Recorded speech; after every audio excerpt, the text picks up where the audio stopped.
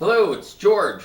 I'm doing the monologue project. This is the second monologue, an Elizabethan monologue from this book of 1,000 Great Monologues from Renaissance Theatre. The monologue is from a play by Thomas Middleton called A Chaste Maid in Cheapside. And the character's name is Allwit. A little bit of explanation just to make things a little easier. He's a man who's being kept by a knight. His wife and he are basically, the knight wants to sleep with his wife, so the knight sleeps with his wife and gives his family a lot of money and things. So he's being well kept to allow this knight access to his wife. Kind of a funny part.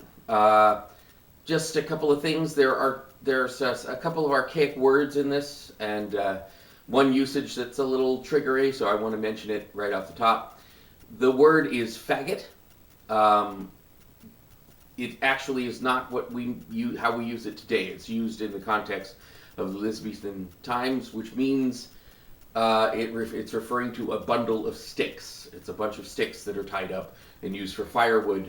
That was called a faggot, and that's how it's used in this time. So if you hear me say it, I'm not slighting anybody. I'm talking about a bundle of sticks. There are two others. One is chaldron and one is rundlets, and these are both measures that don't exist anymore. A chaldron is a measure of coal, and a rundlet is a measure of wine. I think that's really the only thing that I would want to address in this monologue. So without further ado, let's get to it. The founders come to town. I am like a man finding a table furnished to his hand, as mine is still to me. Praise for the founder. Bless the right worshipful, the good founder's life. I thank him. He has maintained my house this 10 years. Not only keeps my wife, but it keeps me and all my family. I'm at his table. He gets me all my children and pays the nurse, monthly or weekly, puts me to nothing. Rent, nor church duties, not so much as the scavenger. The happiest state that ever man was born to.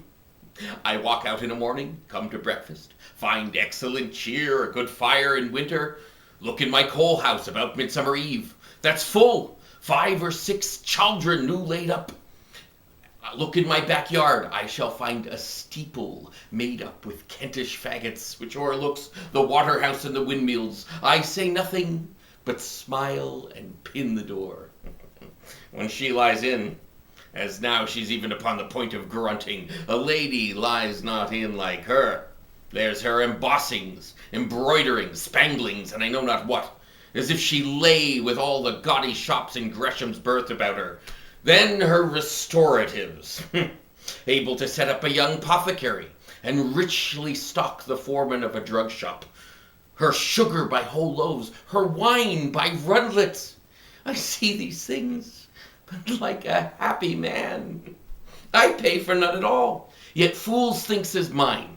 I have the name, and in his gold I shine. And where some merchants would in soul kiss hell to buy a paradise for their wives, and dye their conscience in the blood of prodigal heirs to deck their night piece, yet all this being done, eaten with jealousy to the inmost bone, as what affliction more nature constrains than feed a wife plump for another's veins. These torments stand I freed of. I am as clear from jealousy of a wife as from the charge. Oh, 2 miraculous blessings!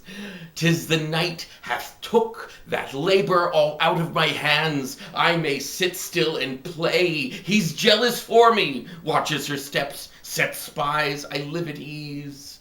He hath both the cost and torment.